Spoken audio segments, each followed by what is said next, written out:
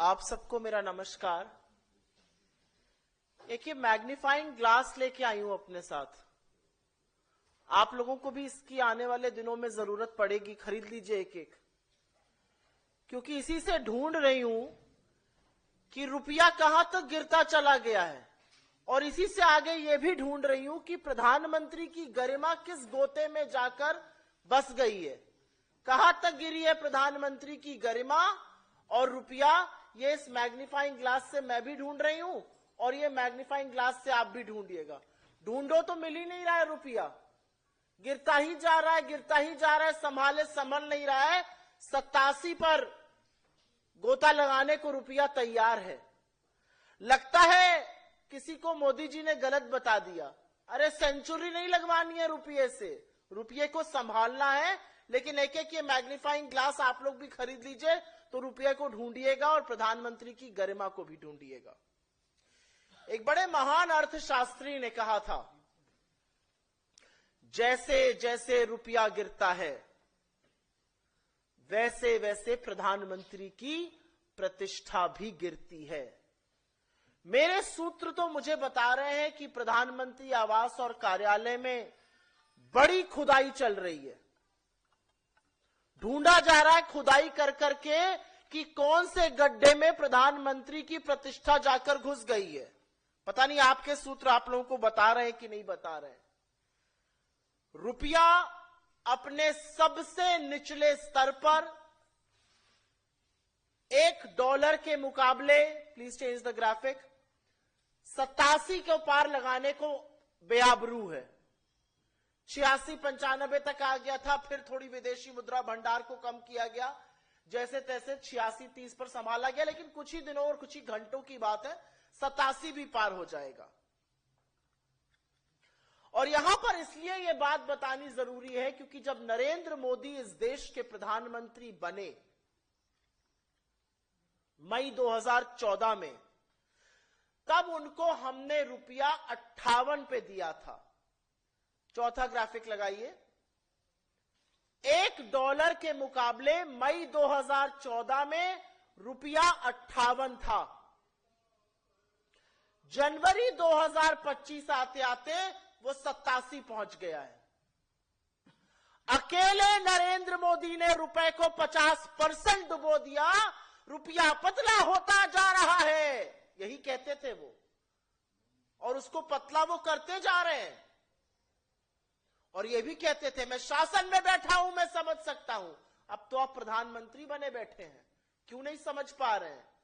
58 पे रुपया दिया गया, उसको 87 पे पहुंचाया, मतलब 29 रुपए के करीब करीब रुपया गिरा, और 50% डाउन है रुपया नरेंद्र मोदी जी के शासनकाल में।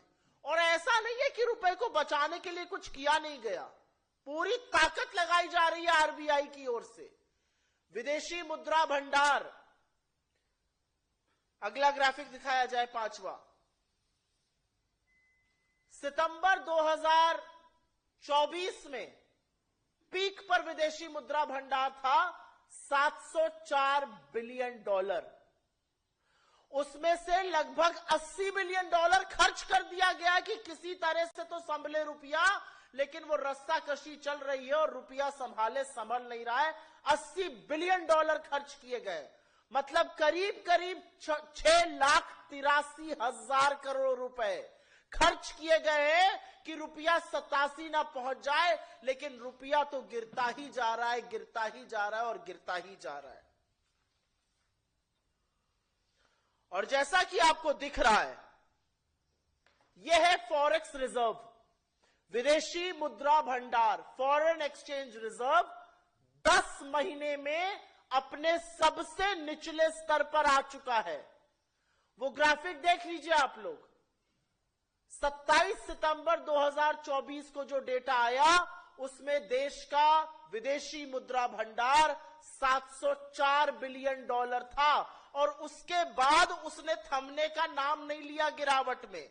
704 से 701 हुआ, फिर 690 हुआ। ये जो डेटा है ये आरबीआई हर हफ्ते निकालता है, आज भी निकालेगा शाम को, और वो गिरेगा।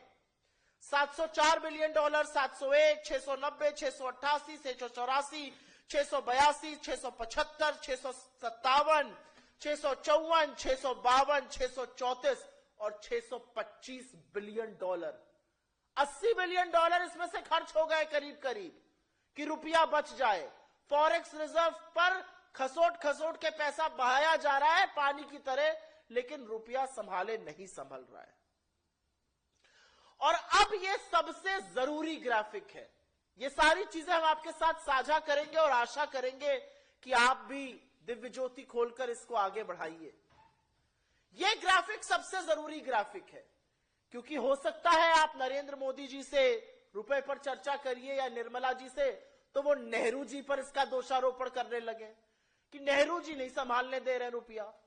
जब अंग्रेज ये देश छोड़कर गए तो रुपए और डॉलर की कीमत $3.31 का $1 था।